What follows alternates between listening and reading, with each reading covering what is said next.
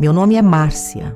Eu tenho 43 anos e por muito tempo eu achei que ser forte era meu destino. Eu não falo isso com orgulho. Eu falo com um cansaço que mora em mim faz tempo. Eu trabalho desde os 16. Comecei como atendente, depois virei auxiliar administrativa e hoje eu faço de tudo um pouco num escritório de contabilidade. Nada glamuroso. Ar-condicionado que vive quebrando, café fraco, gente correndo atrás de prazo e boleto. E eu sempre fui a pessoa que segura o que ninguém quer segurar.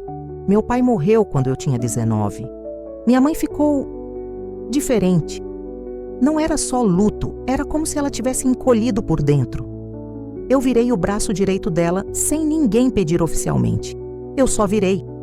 E quando eu percebi, já era assim. Meu irmão mais novo, o Renato, sempre teve talento. Pelo menos era assim que minha mãe falava. O Renato é muito inteligente, só precisa de oportunidade. E oportunidade, no caso, era eu pagando o cursinho, eu pagando a passagem, eu cobrindo as faltas dele, eu explicando para minha mãe por que ele não tinha voltado para casa ainda. Eu morava num apartamento simples, desses de 2 quartos, nada de luxo. Um quarto era meu, o outro virou o depósito de tudo que não cabia na vida de ninguém. Mala da minha mãe, caixa do Renato, papelada de família, coisas que eu guardava porque alguém precisava guardar. Eu vivia numa rotina que parecia normal por fora. Acordar cedo, metrô lotado, trabalho, mercado, pagar conta, resolver problema alheio no WhatsApp. Mas por dentro eu tinha uma sensação constante de que eu estava sempre chegando atrasada na minha própria vida. E eu sabia que isso era culpa minha também, tá?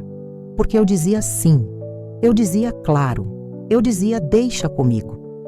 E no fundo, eu achava que um dia alguém ia olhar para mim e falar: caramba, você é importante. Só que esse dia não vinha. O pior é que eu não estava pedindo aplauso.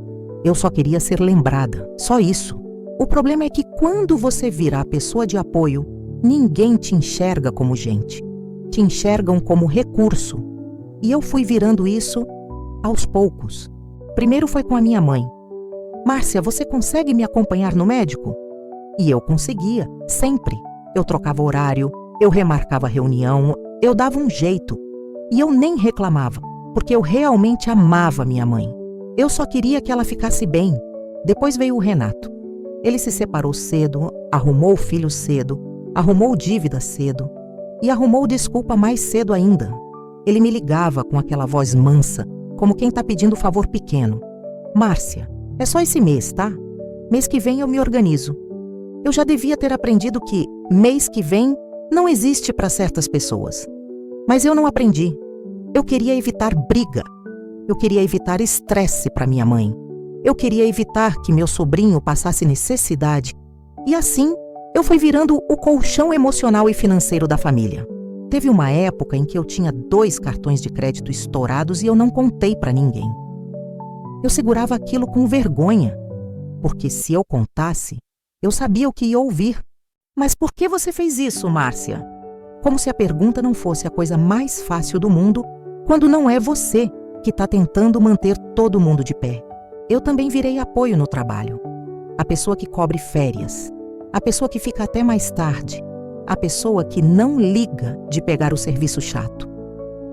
Um dia, meu chefe falou rindo como se fosse elogio. Márcia é aquela que resolve, né? Não dá trabalho.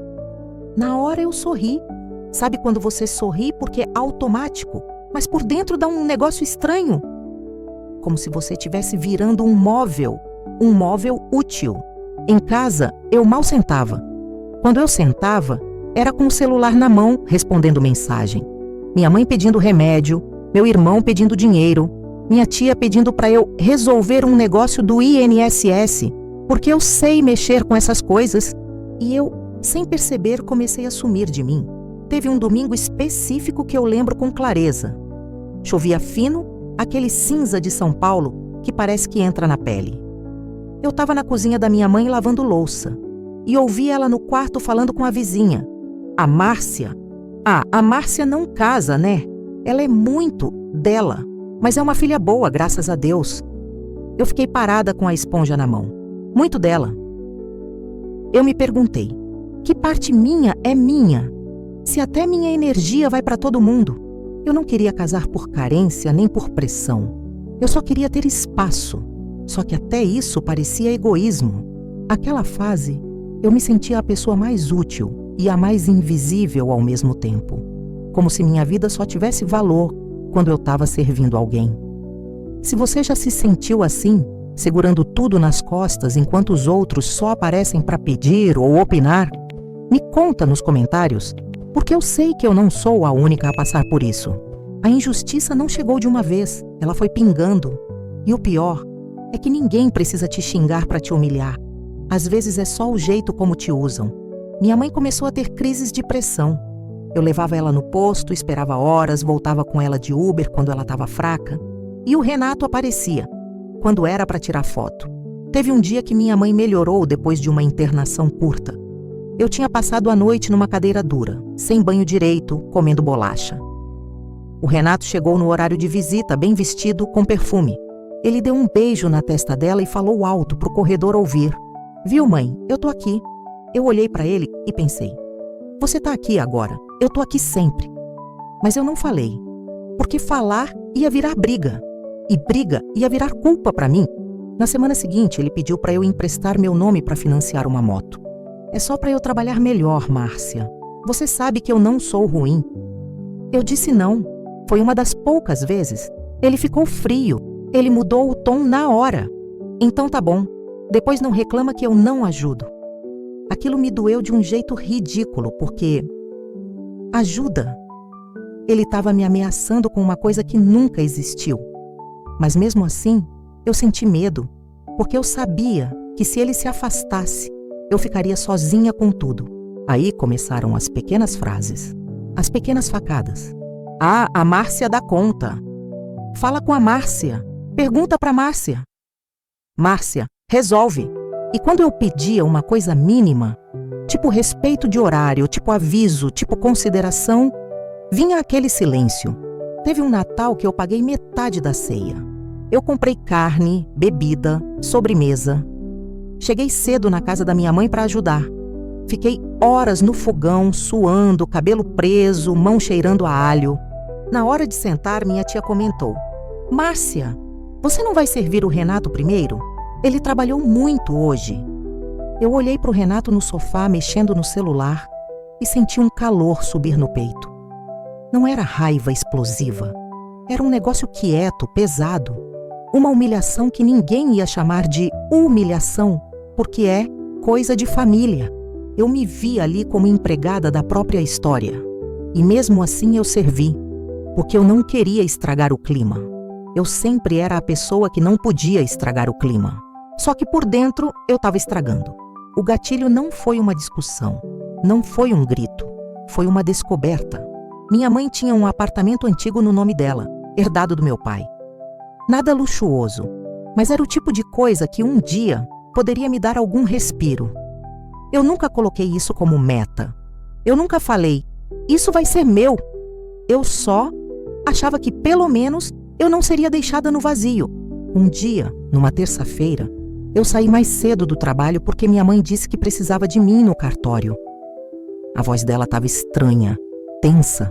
Eu peguei o metrô, desci correndo, cheguei suada. O cartório era daqueles com ventilador no teto e fila que não anda. Minha mãe estava sentada. O Renato estava do lado dela com uma pasta preta. Quando eu cheguei, minha mãe não me olhou direito. Ela só falou: Márcia, senta aí. Eu sentei e senti meu estômago apertar. O atendente chamou. A gente entrou numa sala pequena.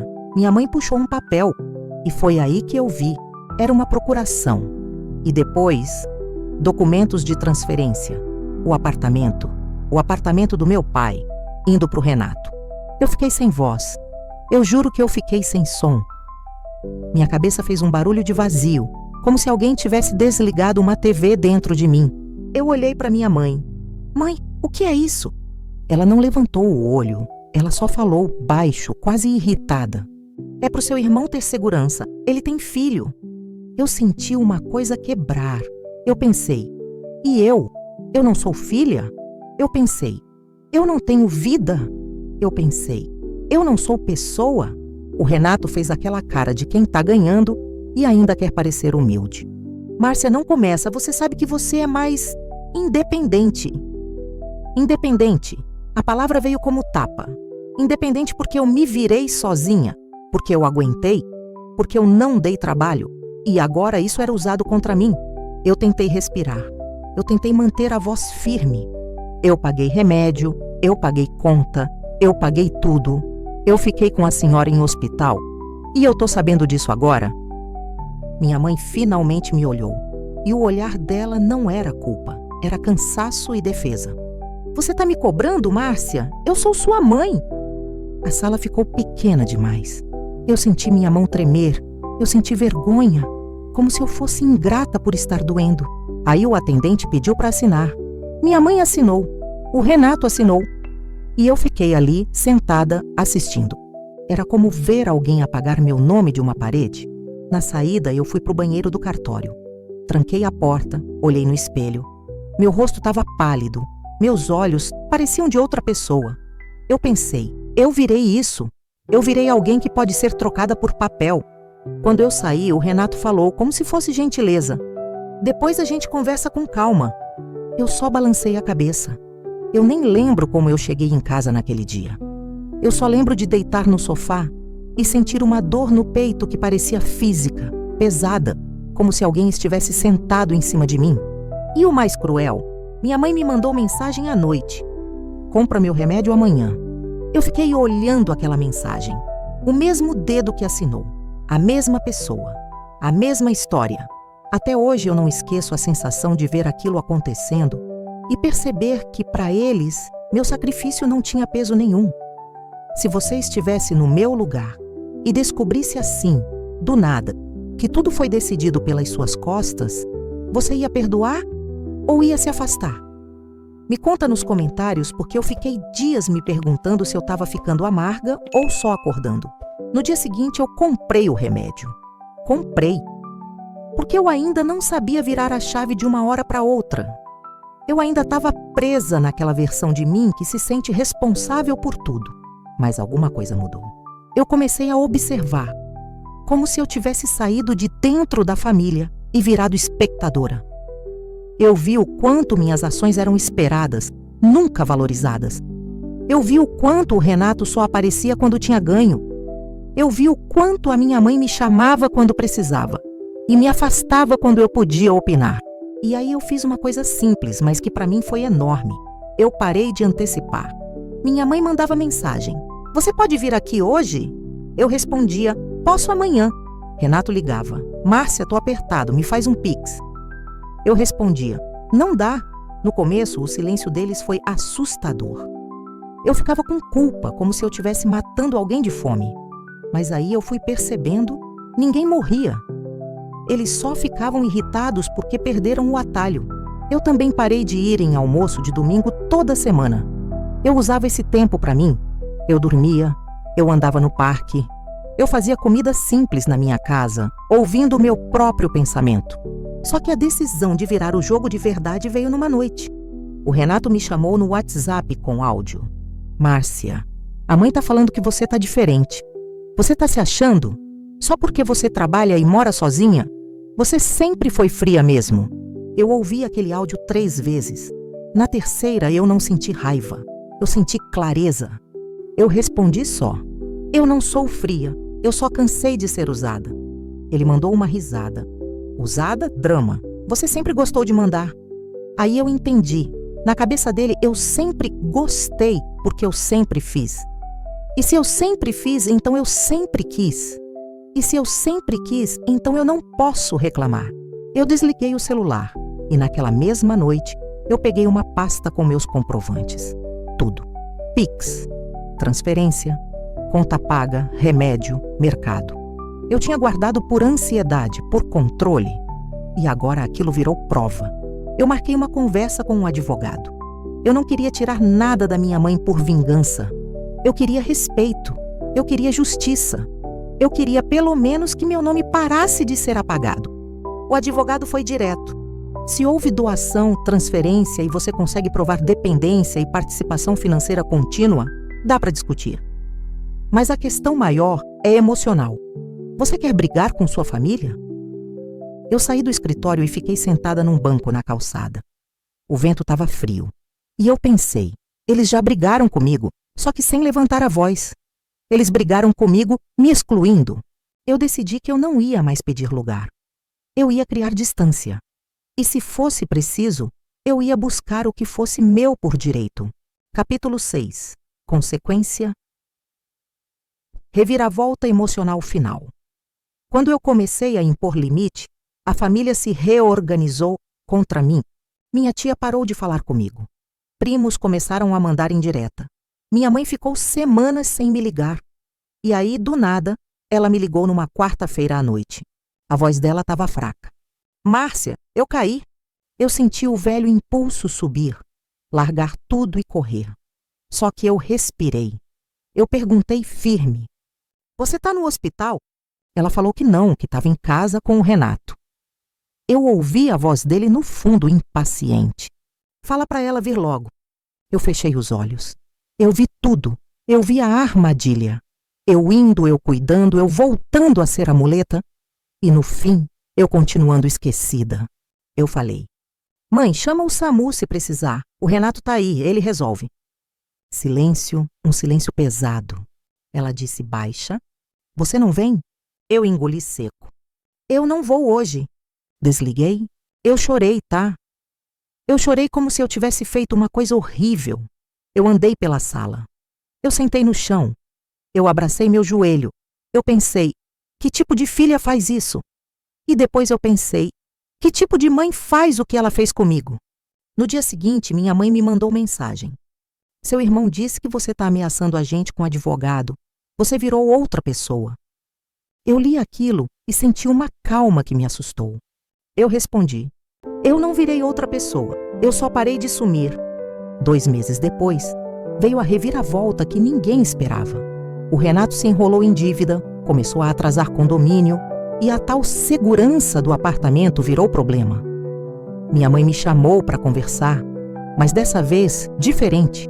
Ela veio na minha casa, sentou no meu sofá, olhou para o meu apartamento como se estivesse vendo pela primeira vez que eu tinha uma vida. Ela falou, eu errei com você. Só isso, sem teatro, sem desculpa grande. Eu fiquei em silêncio um tempo. E aí eu falei a verdade, bem simples. Mãe, eu não quero seu apartamento. Eu quero que a senhora me respeite. Ela começou a chorar, devagar. E eu percebi uma coisa que doeu e curou ao mesmo tempo.